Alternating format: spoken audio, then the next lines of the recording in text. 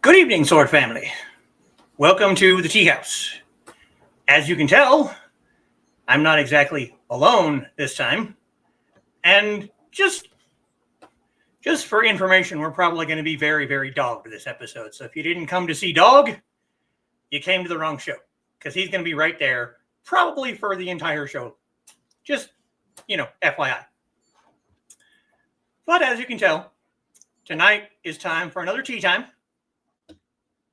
And since we still can't get Amanda to agree to come on, someone volunteered. And so we will be learning the many, many secrets and mysteries of Auntie Foxy, who is being very, very dogged right now. Say hello to the people. Hello, people. Hopefully you can hear her. I know the microphone has picked her up before, but if she's too quiet, someone in the chat, please let me know. And we will turn up the microphone or something. So let's get through the chat.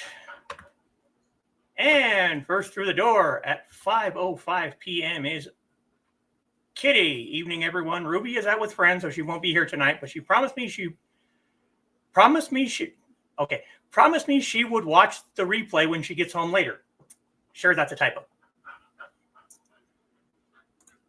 And one of my patrons, Dan Hollifield, is joining us. Good evening, Dan. As soon as this is over, go to bed. And Carl is joining us. Hello, Carl. Like number 1 dropped. Nice. And there is Trey. Hey, all. Hello, Trey. Carl says today has been wild. I've been popping between shows that friends are doing and putting likes and watch hours on everyone. Who knew retirement would be so busy? I'm sure there are many people who know that fact. Oh. Whew.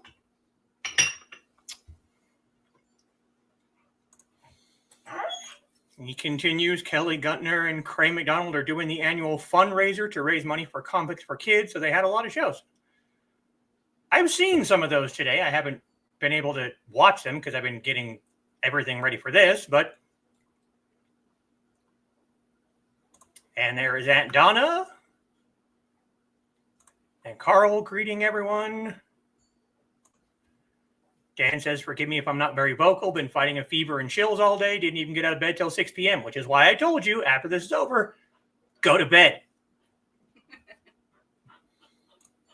And there is my other patron, Joe Bachman. Good evening, everyone. Good evening, Joe. And Donna greeting Joe. Understandable, Dan. Yeah.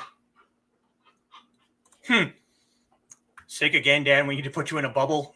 Well, yikes, Dan. Are you going to skip the shows tonight or try to host one? No, you're going to skip. See? All skipping tonight. Lindsay, any better? Smart. Good idea. Give yourself time to heal. Yeah. I probably should have taken that advice, last month when I was still hacking up a lung every 30 seconds, but, Don't forget to like and share, folks. Thank you, Donna. And Sarah is joining us. Hi, epic timing. Just got home and settled in from an insane day, not going anywhere for the rest of the evening. Probably a good idea. Not really. I think I caught whatever she has as well as whatever I had. Ugh. Bugs. Never fun. Yeah, that's not good. And Donna greeting Sarah and Kitty saying showtime. Yeah, we were a little late today, but, bathroom breaks before the show. Oh, no, Dan. Yeah. That's why she's still coughing, because I caught it first and then she got it. I am mostly better. As you've seen the last couple of weeks, I'm not 100% better, but I am better than I was. So grateful for notification when the shows are to start. I only have a couple notifications on. I do it for most of the indie CD shows and one or two music reaction channels because music is life. I love music, so. And Trey and Joe both greeting Sarah. Sarah greeting the dark misses. Oh. Shouldn't do that. I was a little too low, I think.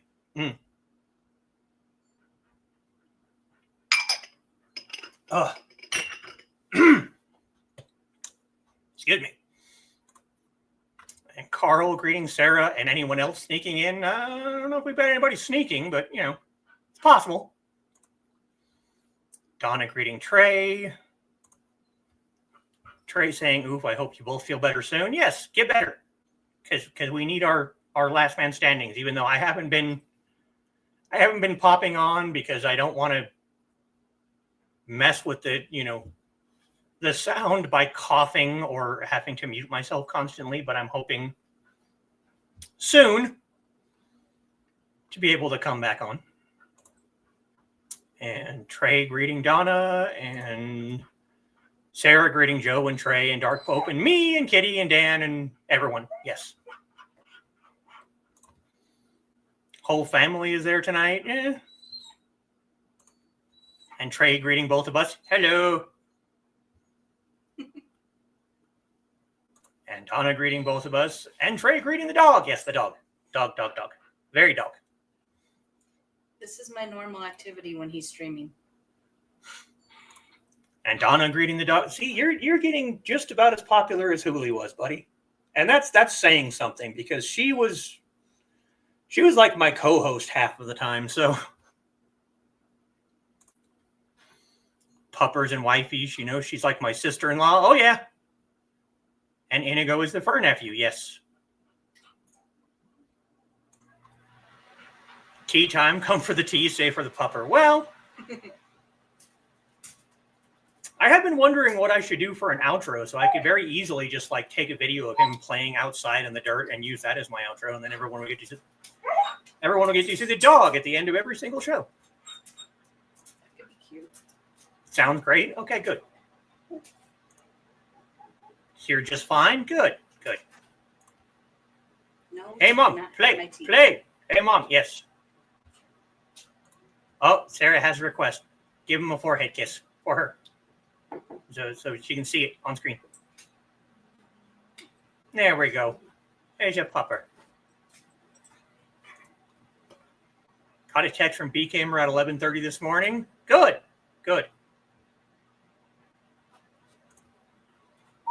During a meeting, but great to see it afterwards. Yes. Cough seems much better most of the time. But as you saw, I tried to get my voice to go just a little bit too low, and I could feel the tickle back there, but I can fight it back most of the time now, which is why I'm... Unless I do something immensely stupid, most of the time I can not have coughing fits. So, and now because I just said that, I'm going to have one right here in front of the camera, but we'll see. Pupper Lubbins want to jump through the screen. Yeah. He's very loving most of the time, but a couple of days ago I went to take him out at the end of the night, and there were people outside, and he was terrified and slipped his leash and ran back up the stairs.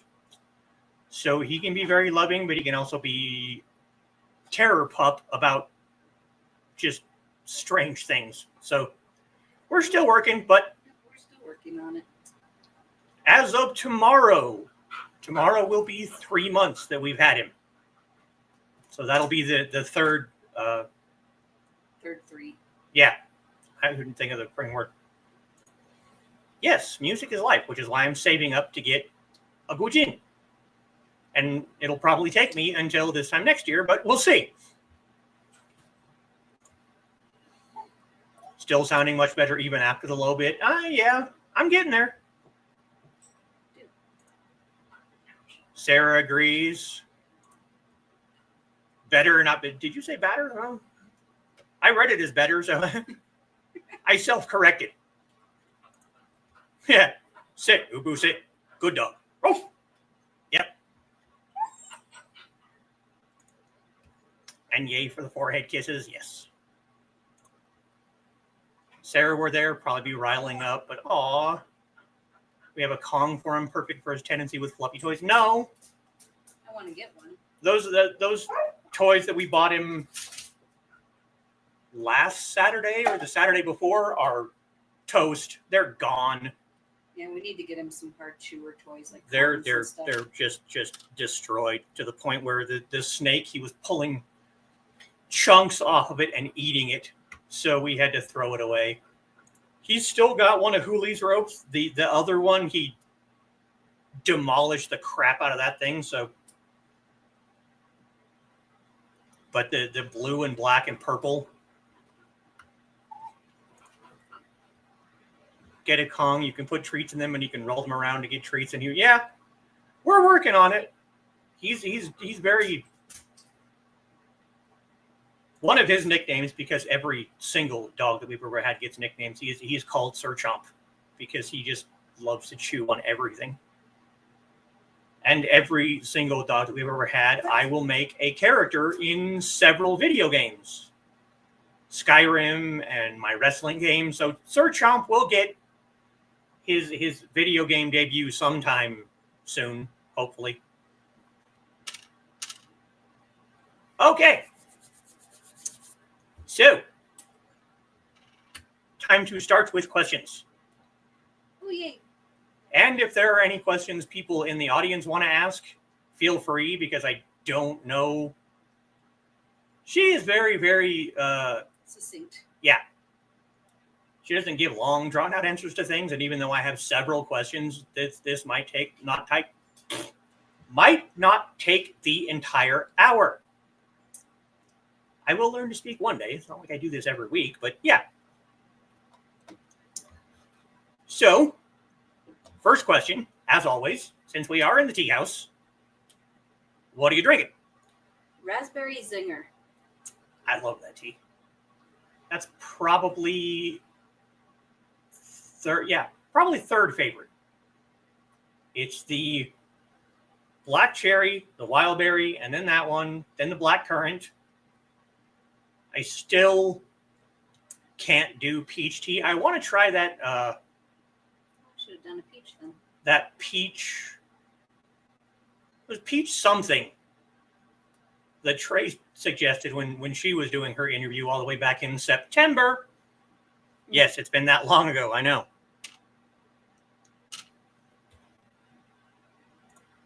Sarah says, ooh. Great tea. It really is. Sounds great, both hot or cold. I don't know. I usually like my tea hot. Unless So it's do I. a sweet tea. Yes, that's the one. Peach, turmeric, and ginger. I haven't seen it locally, but I would try it. My problem with most peach teas is the flavor is not very strong, at least not to me. It just kind of tastes like someone poured a glass of water and dropped a peach in it for like 10 minutes. Oh, no. Mugwort. No. She likes the flowery teas. I'm always more in the fruit and, the flavorful teas. Don't you laugh at me. Behave. I'll laugh at you. And I will paddle you for it, so. Fair.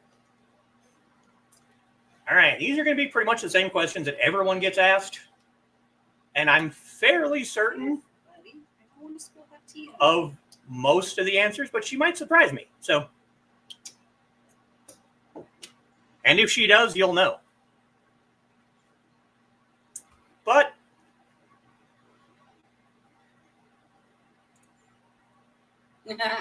yeah. What's this have you speak of being? Well, steep mind for too long and hallucinated on mugwort. Oh, Oh, geez. wow. Yeah. I could see that. Sounds like, could be fun. Sounds like an adventure to do that before bed and Oh, no. have some funky dreams that night. So this should be an interesting question. But how did you first get started into martial arts? The same way most people of our generation did, watching Teenage Mutant Ninja Turtles and smacking my brother with sticks. Sticks, those god-awful Car white, antennas. cheap plastic swords that break after. That one time we got a hold of my dad's bayonet thing. Oof. Yeah, he was a little mad about that one.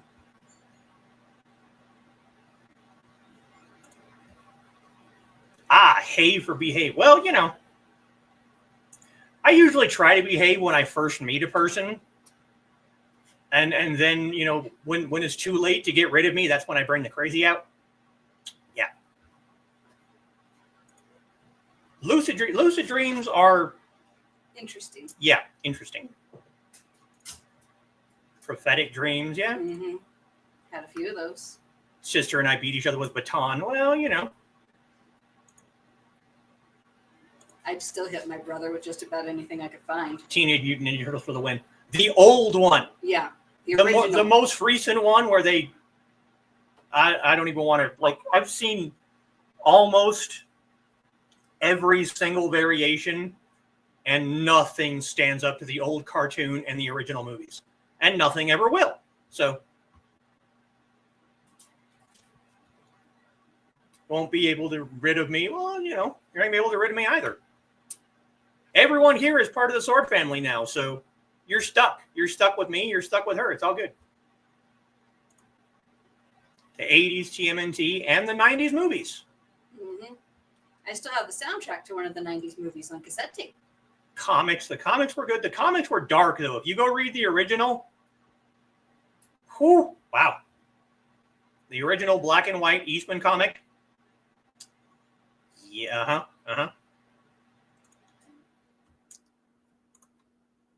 Okay. What is your preferred weapon?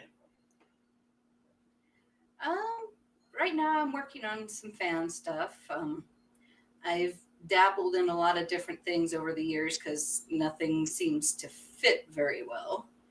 But the fan's kind of nice because I can close it up and stuff it in my purse, and then if I get hot, dual action. Yeah. I kind of like it that way. And most people aren't going to think of it as a weapon. Yeah, they're going to just be like, "Oh, that's it's a fan. What are you going to be able to do with that?" And then I crack them upside the head, or hit them under the throat, in the temple, in the eye. Yeah, I like those temple shots. Those are a good one. Yes, I know.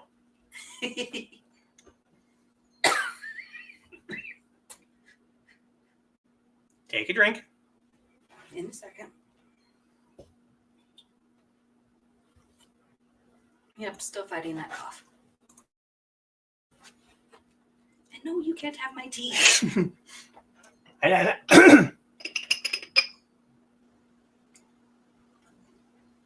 Yes, Sarah, I do. Yes. There probably isn't going to be a succinct answer for this one, but what style do you use for that weapon? Preferred style. I'm kind of an anything goes kind of person. I don't really have much of a set style. I just kind of do whatever the situation calls for. I've done a little bit of Tai Chi in the past. We did that staff form together. Yes, we did.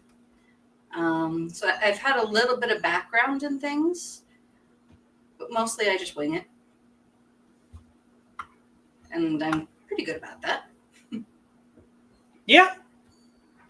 Nothing wrong with that. Sometimes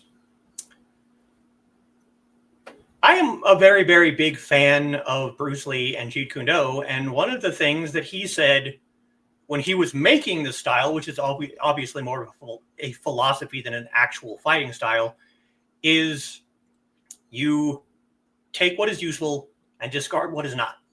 That's pretty much what I do. So, he compared it to an artisan taking a block of clay and then chipping away at what he doesn't need until he gets to the shape he's trying to make. And that's pretty much what Jeet Kune Do is, which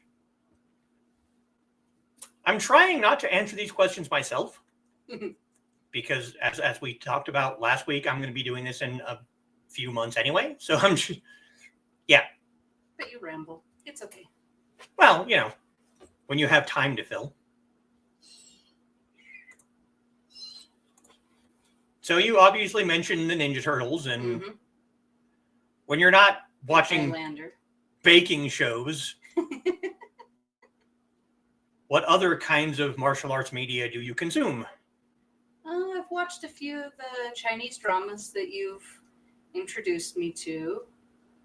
I guess I don't really watch a lot of others, but I do watch a lot of stuff that's more like sports based.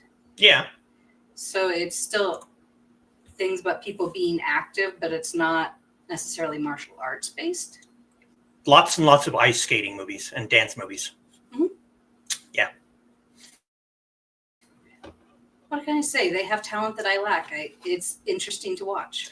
It's kind of funny, but I'm not a big sports person. I like hockey and soccer, and that's about it. But I watch a lot of sports-based movies. Like, they're usually good movies. And it's not about the sport itself. That's the thing I like. It's about the people. Mm-hmm. You could very easily take any sports movie and change the sport around, and you'd still have the exact same movie. And I don't watch them for the sport. It's about the people behind the sport. Mm-hmm. That's why, there are several football movies that I watch, and my parents are like, "You hate football. Why do you like this movie?" And it's like, because it's not about football. Mm-hmm. It's about just the setting. It's about the players. It's not about, like I said, you could change it to them being on a hockey team or a soccer team, and it'd still be the exact same movie. You could take Space Jam That was and change it from basketball to any other sport out there, and it'd still be the same movie.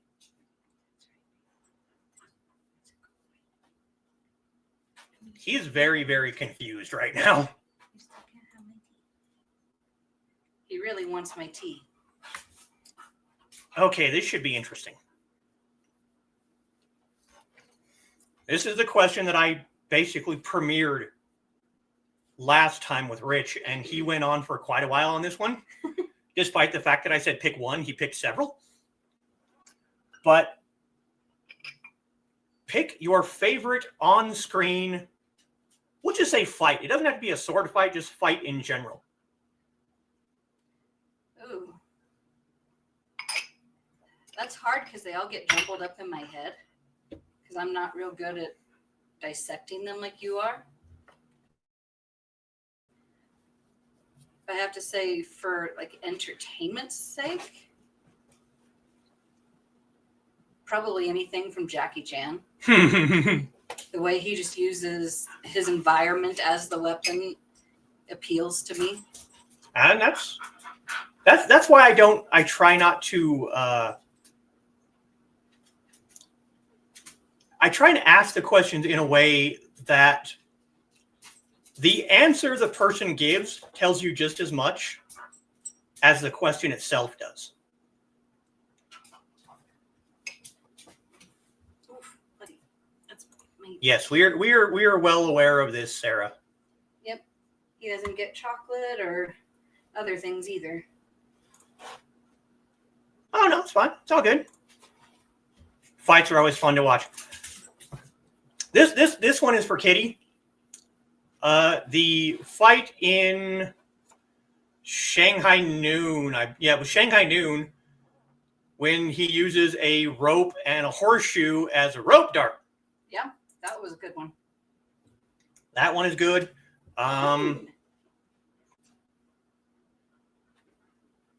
Super Cop at the end fight. That one's always good.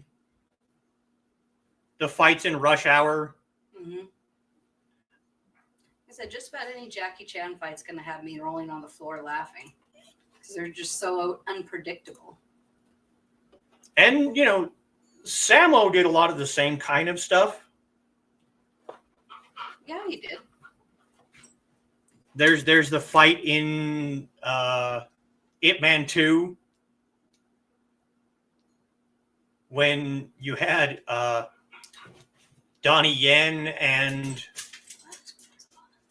Sammo fighting on top of the table. Yeah.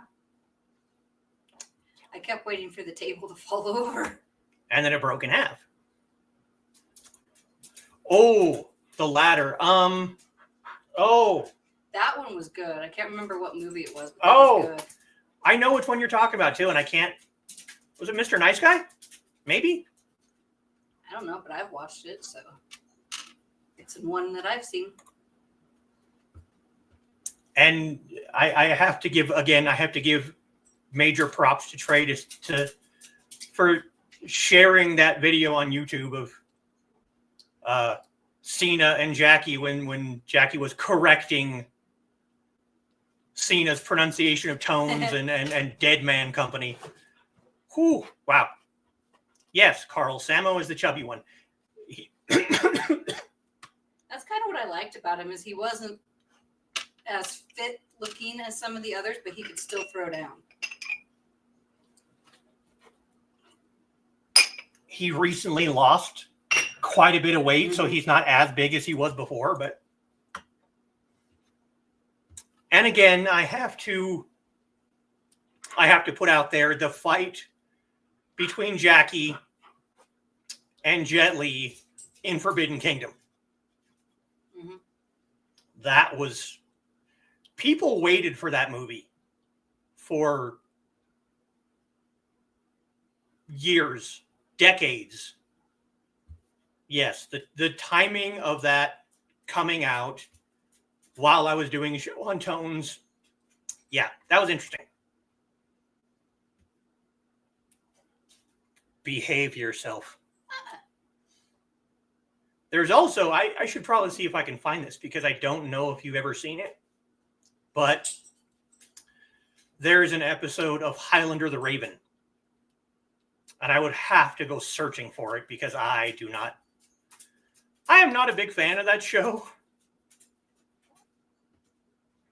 But there is an episode where Amanda uses fans in an episode.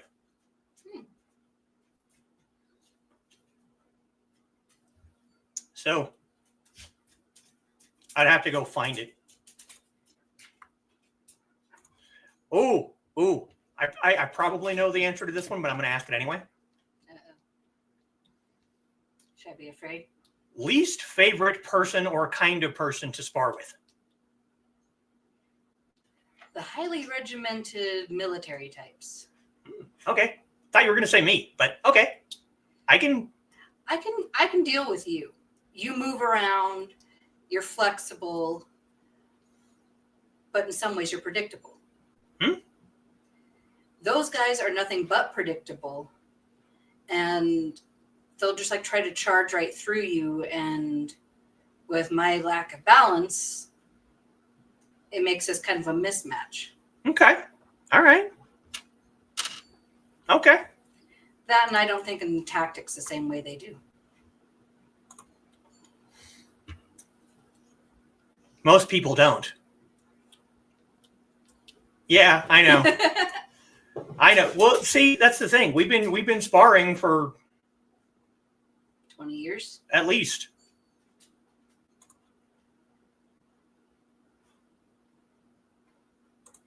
And there's another one. When you've been sparring with one person for a long time, you come to it's like a dance. You get a balance. Yeah. Now, Carl has asked a couple of questions, but I do want to bring this one up because I've been hounding her about this for a while. So Oh, dear. here you go. Okay, yeah. With the green lights in my face and everything. Here, I can turn them off now because that light turned on. I can turn them That's off. okay. Oh, geez. I don't know. I think she could do Maybe it. sometime during the summer when it's not freezing my ass off. Well, I wouldn't want to do it right now, but I have a couple of videos. I'd have to practice quite a bit. Yes. more, but Yes, you need to practice more. Hold on, I'm turning my other lights on, so hopefully that won't be as... Yeah, I have one that's similar that says keep calm and call mom because I'm very much a mama's boy, and I don't consider that to be an insult. I love my mother, even if I don't agree with her on a lot of things. No, you still can't have my tea. Yeah, this is basically my life when he's streaming. I have But videos that's okay. that I shared over on Nick's channel of a routine that I created. And one of these days I want to try and re-record them. And maybe, because we only practiced for like an hour before actually filming. So it was kind of, it wasn't great. It was okay. But You also had me using a sword, which isn't something that I'm comfortable with. well, it would still have to be a sword because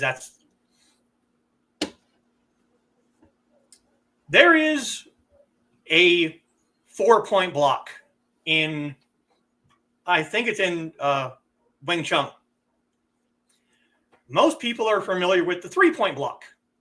If you've ever seen a wooden man, they're built for practicing the 3-point block.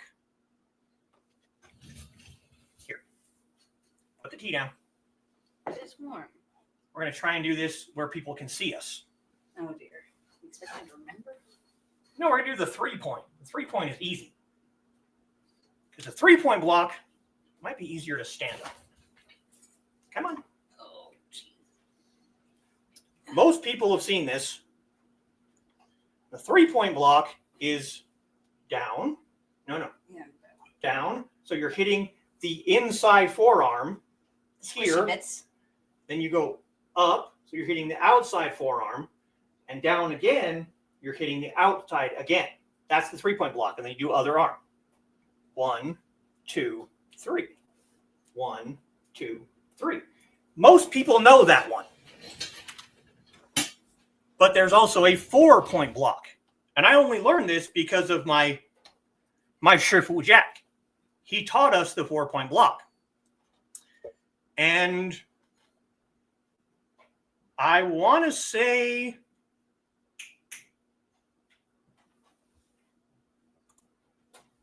lots of wooden men in World of Warcraft. I was not aware of that. They also have them at the beginning. Indigo, come here, buddy. I don't want you back there when we can't watch you. Just like with toddlers, with puppies, silence is suspicious. There's also wooden men in 9 Dragons. So, see, yes, I've seen this, just didn't know how to name. Yeah, it's called a 3-point block because you're connecting at 3 points. Inside forearm. And then inside forearm, outside. 1, 2, 3.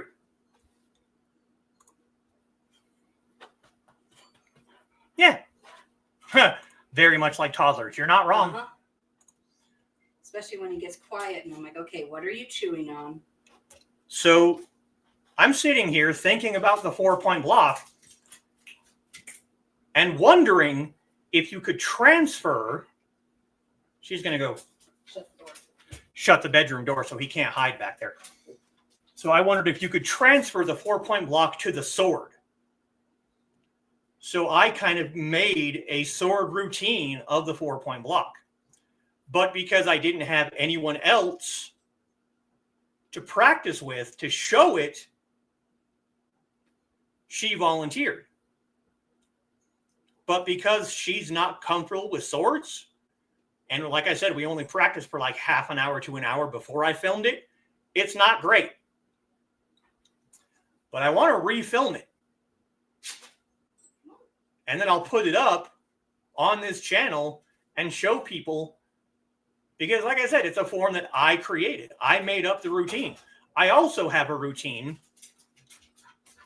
of the basic stances in most martial arts, because one of the most boring things when you're beginning training is learning stances. It's boring. So I made a short form going through all the basic stances. It's one of the first things that I teach most of my new students. And I want to record that and put it up. Rock on, Foxy, for volunteering. Well, she was more voluntold. Yeah. That happens. It does. And I have to be careful with my joints because sometimes doing those things, I go a little too far backwards. And I could also, record a short video on Tai Chi push hands. yeah, let's do that. Okay, this one should be interesting. Of course, I say that about every question. I think these questions are always interesting because, like I said, you learn just as much about how someone answers a question as you learn from the answer. It's, you're learning about people. So Sarah needs food. Food is good. We will food after this. If you could fight one historical person, who would it be and why? Does it have to be in a physical fight? Like I said, you learn just as much about how they answer the question than you do from the answer itself. If I had to pick one historical person to go against in a battle of my choice, I think I might do like chess with Sun Tzu. Ooh. Okay, I like that answer. All right. Very, very strategic. Sure, you can adapt it to a sword. There's something similar in fencing, but Chinese sword and fencing, foil, epee, and saber are very different. They're different, but they're the same. But see, you didn't see the 4-point block. You saw the 3-point block. The 4-point block is different. The 3-point block is you're doing the same action on both sides. The 4-point block is responsive. One person is attacking, the other is defending. It's responsive instead of repetitive, I guess. Definitely needs a little bit more brain power when you're doing it. Good answer, yeah. I would love to see that also. That's a good answer. I like that. That one surprised me, actually. 20 years and I can still surprise you. Okay, all right. I think I know the answer to this one, but I'm not going to presume. So if you could learn any other weapon from anywhere in the world, what would you pick and why?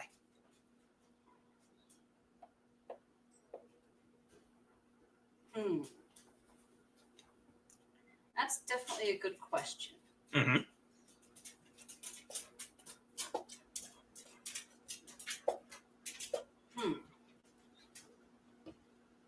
I think I would want to learn something unexpected. Okay. Because everybody expects a sword or a knife or a staff or, the regular weapons. I think I'd like to learn the Filipino yo-yo tricks. Okay. Because I could carry that in my pocket and still beat the crap out of people. Okay.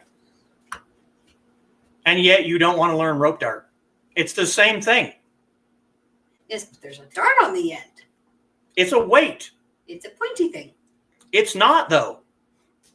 Just because Joy's has a spearhead on it. Yeah, but that it's would a weight. If I was going to learn something else, that would probably be what I would try. Ooh, Dan, we could have a whole discussion on this. Yes and no. I'll just leave it there for right now because I could go on about that for a while. Actually, you know what? Write that down I'm going to. I'm writing that down for another episode. Yeah, I'm adding that to my list of ideas for future shows because I could talk about that for a while. Dan always gives me such wonderful ideas. Yes, he does. He's a good inspiration. He's a very good inspiration, and he's one of my patrons. Don't lick my toes. Now, I don't know if you're going to be able to answer this one because you don't really know names very much. Yeah, I'm absolutely terrible with names. So if I ever call you the wrong name or something, don't mind me. It's just my brain doesn't work that way. If you could fight one historical martial arts master, who would you pick?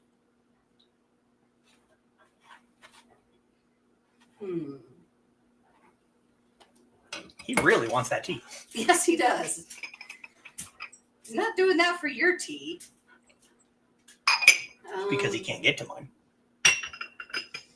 Let's see. Like you said, I don't really know very many of the names of people. Mm-hmm. Or what you would consider a master or whatever. Again, you learn just as much on how they answer the question.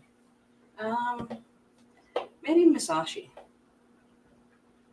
Miyamoto Musashi. Okay. He was definitely an interesting person. Yes, he was. That one surprised me too. See? That, wow. Okay. Fictional character. Fictional character that You would want to fight.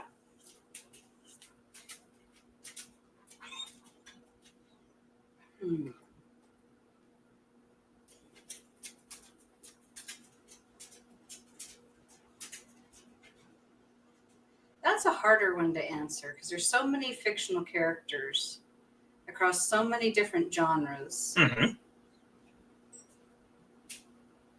I think if I was going to fight a fictional character, though, maybe King Arthur. Why? To see which one of us would be the one in future king. You don't want that kind of power? No, I don't. Hi, Popper. Yes. Hello. Mwah. Yes, and I agree, Trey. Musashi is very interesting. Yeah. Oh, ow. As I said, I had a comic book version of the Book of Five Rings, and I lent it to a friend so that he could read it because he was also into martial arts, and then they moved away and I never got it back. So I'm kind of annoyed at that. Yeah, that's my pupper. Oh, see, now you done it. Now, see? No. And Sarah, it's not indigo. It is inigo. Spell it out in the chat. I will try.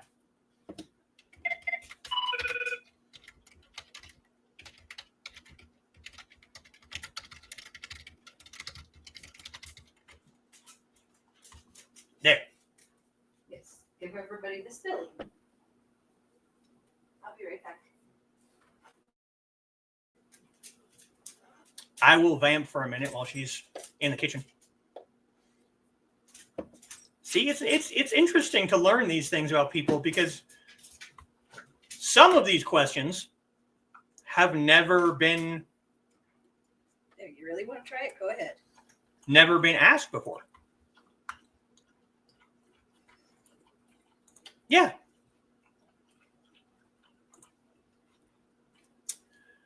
Oh, Sarah. I'm sorry, I have to.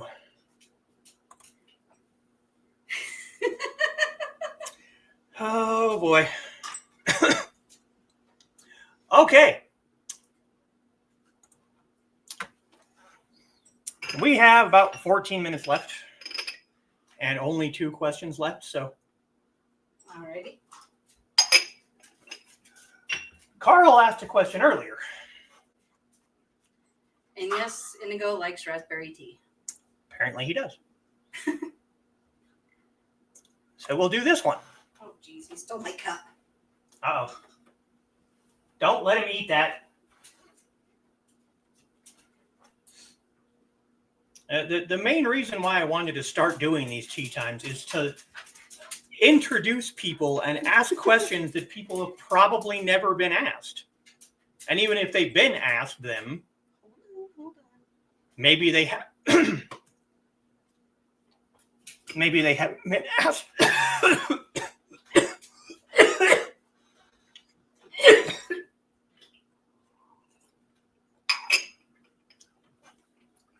Maybe they haven't been asked on camera. So here you go.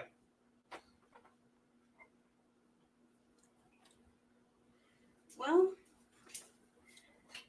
I guess the reason I waited so long to do this interview show with him and everything is I'm much more of a healer than a fighter. Yes. So sometimes his questions go a little wonky on me. Yes. And I've been doing some studying about old time medicines, herbology, things like that. And I'm usually like really, really quiet because I have a hard time speaking up in social situations. Mm-hmm.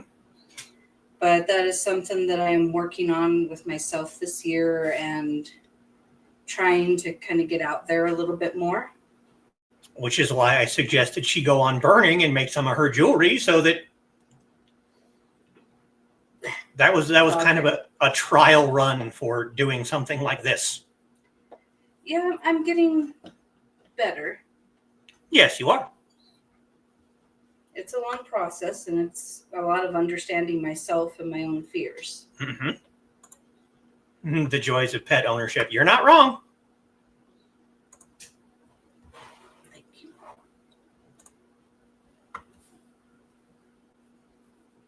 Now that surprises me, Carl. I've always been like that. You don't seem to have a lot of issues talking to people in the things that I have seen you in. Yes, see? That, right there. Aw. And I like being around, even if I am a quiet wallflower. Let's go back to the Sun Tzu question, because you never really said why. Because he was one of the greatest minds of an age. Mm-hmm. Arguably one of the greatest minds of any age. True. And I think to play something like chess against someone like that would give you more insight into life than by like battling them. Disagree, but okay. Because to my way of thinking, I would learn more about the person and the mind behind the actions. Again, disagree, but go on. But that's how you operate. Yes. I don't. I am aware of this. So for me, yeah, it would be from one mind to another kind of activity. Okay. Because I have the mind of a very active person stuck in a body that can't do what it wants. And Carl agrees they like having you around. So, see, to my way of thinking, I learn a lot about a person by fighting them. I always have thought that way. Well, maybe not always. I mean, I was a child at one point, but the way someone fights, the way they think when they fight, I learned a lot about that person personally through that fight. And I learn a lot more by either talking or playing with someone. We focus on different things that we're learning from people. Yes. And that's fine. Which makes us a really good team when we have to do things with other people. Back when we were doing weekly buffering, which lasted for about a month before the whole thing imploded. Drama, yay. She and I worked together one night after a fight. She and I worked together for our group to make military formations. Because I was watching during the battles the way that other groups fought and the way that other people fought. And we came home that night and got a lined notebook and drew stuff up. And I'm starting to draw these like ways that the other groups would assemble themselves to fight. And we sat down together and came up with formations and code words for these formations. And then throughout that week at practices leading up to the next boffer battle, we practice with our group. And we get there on Saturday or Sunday or whatever the hell day of the week it was. Saturday. I think it was Saturday too. And the very first battle, It's so fun. they had, a group battle, and they had our little group of 5, and only 3 of us maybe had past experience with martial arts, and the others were complete beginners against the top group in the whole alliance, or whatever you want to call it. And we demolished them. They were the best group. They were also the ones who ran things. And we destroyed them with these formations. So much so that the next week when we came back, that group said, you can't do that anymore. You're not allowed to use those formations anymore because we made them look bad. It was fun. So that kind of thing just goes to show you, between the 2 of us, that's bad news for people. My personal favorite, okay? Actually, there's 2 of them. The Black Rose, which was the best group there, when they would fight another house, they would start lined up shoulder to shoulder, and then the leader would take a step forward and the other branches would kind of branch off. So you basically had a flying V like you see in birds, and they would wedge into the group and make people scatter. So when I saw that, I said, no. We're not doing that again.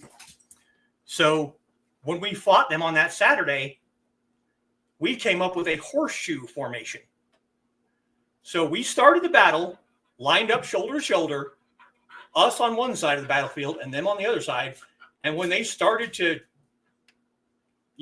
V out, I called out the code for the horseshoe so that our leader steps back and everyone's stepping back, making them come to us. And then when they got close enough, the back people circled around them. So they were now in a circle of death. It was beautiful. I loved that because when they would wedge, it would become 2 on 1 person, 3 on 1 person.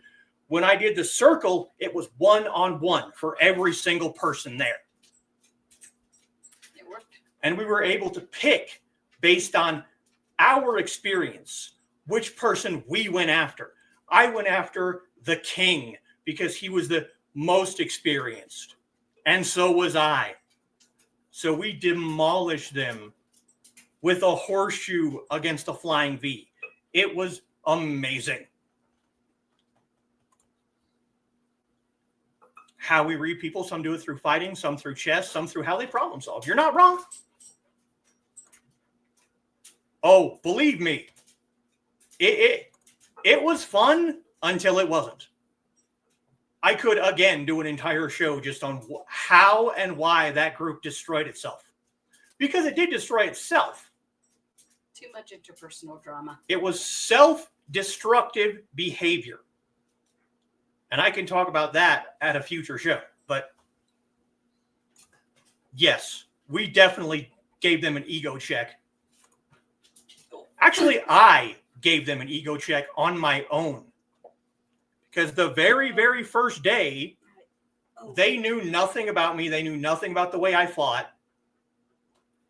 And so I went out there, the very first battle. We have this big playground in our town that's shaped like a castle. And because it was a Saturday afternoon, I think it was Sundays. Was it? I don't remember. Because we went there during church because we knew there would be no kids there. I think it was Sundays.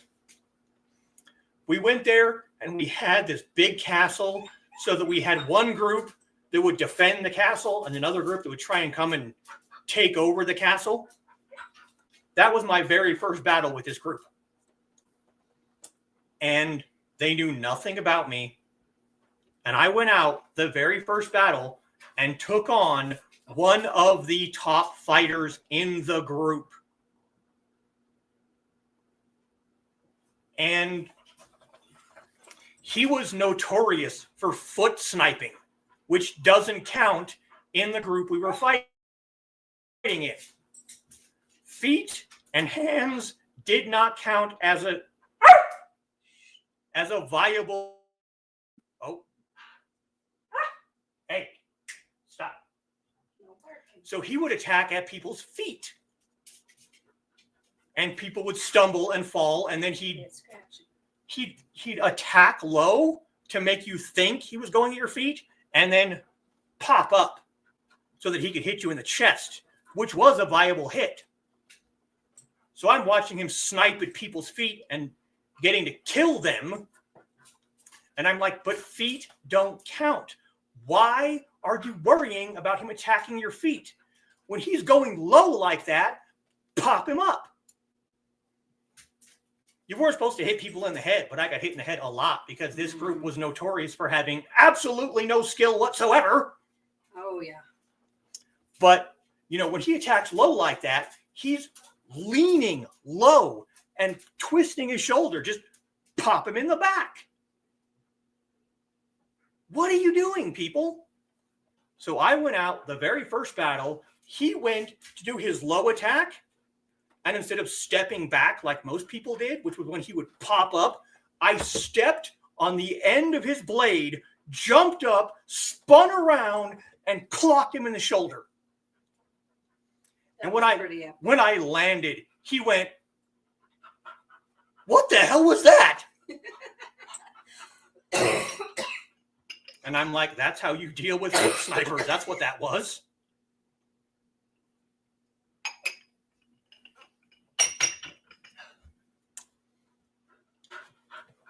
Got some comments here. Ego can be a big destroyer. You're not wrong. Yes, it can. Uh-oh. Brett has been sitting next to the TV watching Inigo. Well, he's entertaining. Causes overconfidence, not thinking they have any weak points. You're absolutely right. These people, especially the Black Rose, they thought they were, you know, king shit. They thought they were great. And then they learn, if they want to learn. This group didn't want to learn. Their lesson from getting beat was, well, they can't. Rules. We're going to change the rules so that you can't do that anymore. Sarah would love to see a video of us buffering. Oh dear. We need a few more people. Yeah, this just one-on-one would basically just be sparring. Sarah saying hi. Ear scratches for the pupper. Come here, bud. Give you some ear scratches. Yeah. Yeah. See, now this is what you started. Now he's going to sit and nose my hand so that I can't use the mouse. Observing fighting skills give you an upper hand, especially when they keep using the same moves. You're not wrong. They had what they had, and they did that. Couple more questions. Okay.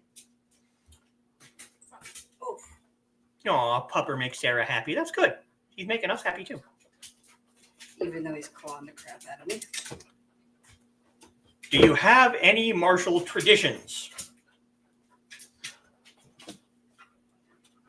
Traditions how? How do you want to answer the question?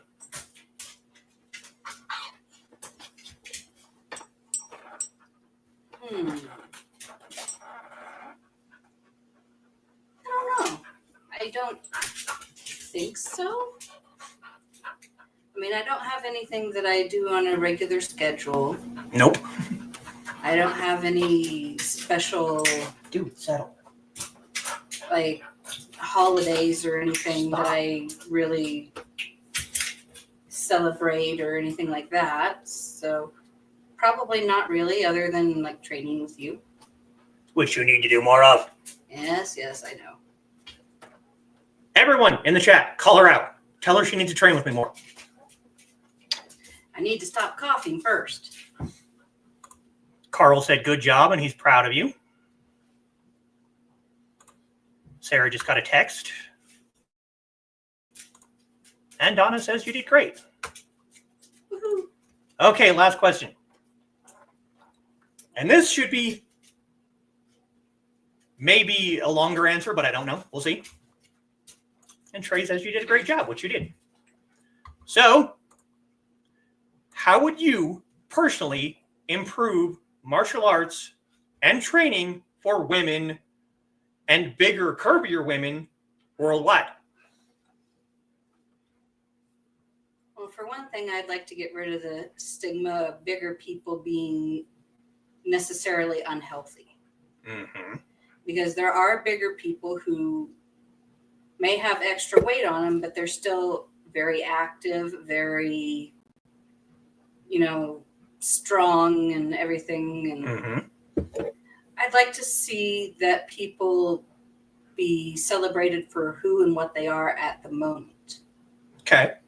And in training and fighting and stuff, that could be seeing someone who looks like you on the television on one of the like WWE channels, or people who are fighting competitively. Mm-hmm. All you ever see is tiny skinny people. Not necessarily true, but they are in the minority. They are the majority, and I would like to see more representation of average sized people, not huge, not tiny, but just the average range in the middle. Because that's honestly where most of us fall. Yeah. I'm a little on the heavier side, you're a bit on the leaner side, but we're both still within that biological average. Yeah. And I'd like to see more of that in the media, and especially in like training clothing. Mm-hmm. The armor, the gloves, things like that. I'd like to see more sizes available, because like I'm a big person, Mm-hmm. but I have tiny hands. Just for fun. I mean, I can wear kids-sized gloves. And my hands are not like gigantic. My hands come to about there on his. Her hands are about half the size of mine, and I don't have huge hands. So I'd love to see like armored gloves and stuff that come with shorter fingers for people who don't have long piano fingers like you do. Yeah. I'd like to see more accessibility for people. Very, very good answer. Trey is cheering for your response. So, and if there's any other questions about either martial arts stuff or my jewelry or anything else, go ahead and ask them. And if there are any other questions that people want answers to, you can go ahead and ask in the chat. As long as it's YouTube safe. Yes, we're not. Yeah, we're not going into stuff that we shouldn't be talking about on YouTube or Twitch. And Donna agrees that's a great response, because it was. while we wait to see if there's any other questions, I will tell one more story from the Boffer group about another formation that we created. One of the games that we played, the group was sectioned into houses, and every house had a king, which I hated because our king was a douche, but that's a whole other story that I don't need to get into right now. But one of the games that was played was Capture the King, where you would have one house going up against another house, and the whole point was to kill the king. Mm-hmm. Because according to this group, if the king fell, the rest of the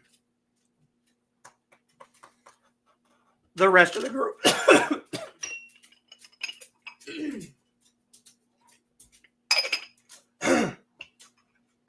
the rest of the group would fall apart, which was definitely not true with our group. I would just take over. But I created a formation to protect the king. Mm-hmm. Of course, he was a dumbass and broke it. Shush! That's part of the story. Shush! So what it was, and we did this after the game was over. Usually after the end of the practice or whatever, people would still hang around and play for a little while, and it wouldn't be official games, but they'd still sit around and play. And so we had our house, and we had the two top fighters in the entire group. The person who started the whole thing, who was also a massive douche, and that group's herald. And according to the rules of this particular group, your herald was supposed to be a part of your house. He wasn't. That was one of my biggest issues with the Black Rose, is they created this group and they created all these rules, and then they didn't follow them. Mm-hmm. Their herald wasn't a member of their house, and their herald was the guy that I was talking about earlier that loved to foot snipe. So we're talking and we're messing around, and somebody in our group happened to mention that we created a formation for Capture the King. And the herald goes, well, let's see it. I want to see if it works. And I looked at everyone and I went, no, don't be stupid. If you do this now, when we actually play the game, they're going to know what we're going to do. But everyone else was like, oh, let's just show him. It's no big deal, blah, blah, blah. I'm like, all right, this is dumb, but we're going to do it. So it's basically a 5-on-1. Or was it 6? 5. Okay, it's a 5-on-1. So we had the herald against our house. Oh, my goodness. So I call for the formation, and the king drops back, just like he did with the horseshoe, and everyone else circles him back to back, shoulder to shoulder. So you created a protective bubble around the king. And if one person falls, you close rank. The king's going to stay in the center until there's no one else there. If it's just one person, that person is moving around to make sure that they are always in between the king and the attacker. So the herald starts running around the circle, sniping at feet. And we knew what he was doing. So we stood firm.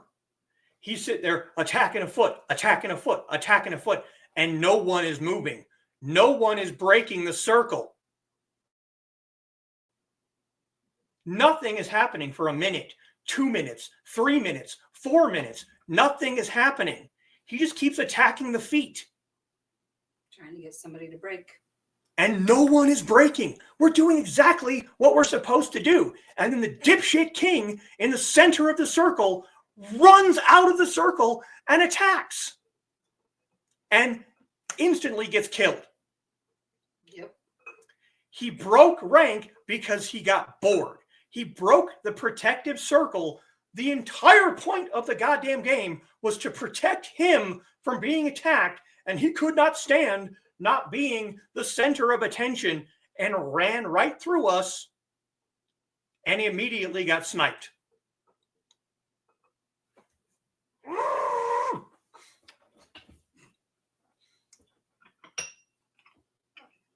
Like I said, I could do an entire stream just on why that group self-destructed. There you go. I kind of miss doing that. It was fun. You know, you had house battles, you had games that people... I think I talked about when we played Capture the Flag. Mm-hmm. You've talked about that one before. I think one of my favorite memories, though, is when we were doing something and he was doing that circle thing sniping at us, and you and I ended up the only two left, and we're standing back to back. I'm on my knees because he had hit one of my legs, but we weren't giving in. We weren't giving him any more shots, and it just kept going until he got bored. Yeah, that's another story. We're doing another formation, and everyone else had gotten hit enough times to lose a life or die. And it ended up being me and her standing back to back. She's down on one leg. I'm standing up, and he's still running around us, sniping at feet, and we're not moving. We're not doing anything. And eventually he just got bored and walked off. And I'm just like, well, we win. Guess that means we won. No more questions from Carl. You had some good questions, though, Carl. I appreciate that. Thank you. Nice nightly text from BKM. Good. Has a great team working with him. Going to try and get on there up. Okay, good. Just keep us informed. I don't know much about him. I've never really had any conversations with him, but from what everyone has said, he seems to be a really great guy. So, all right, we're like 15 minutes over the hour. Story time with Thesis. Yeah, I know. I honestly have absolutely no clue what I'm going to do next week, so I might just go with Dan's idea, or I might just talk about the Boffer group and why they imploded. I will decide later. 2/3 of the tube have been removed. Good. But I will absolutely see everyone next week. Want to give a special thanks to my patrons, Joe Bachman and Dan Hollifield. You can go check out my links at indiecd.org about bladed thesis. You can join the Sword family at patreon.com/bladed thesis. You can buy a shirt at bonfire.com/store/the-teahouse. You can check out my photographs at deviantart.com/bladed thesis. Basically, if you want to find me online, just look up that right there. And if you want me to pester him, I'm always available. And yes, I'm going to attempt to get something published by the end of the year. I don't know what it'll be, but I'm going to try. We will see.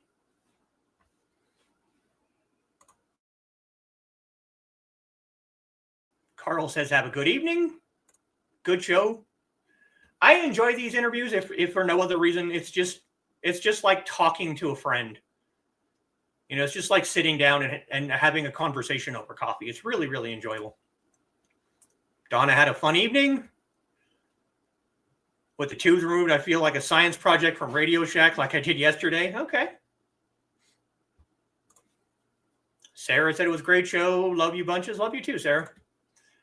I will see everyone next week. And as an outro, we're going to do something. Uh-oh. Do.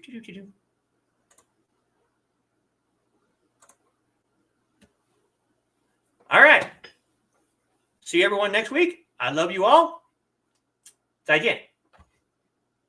Hi, I'm Auntie Foxy, and I'm a crafting addict. I make custom jewelry from recycled materials, and Foxy has wares if you have coin. You can find me at ndcd.org/about-auntie-foxy.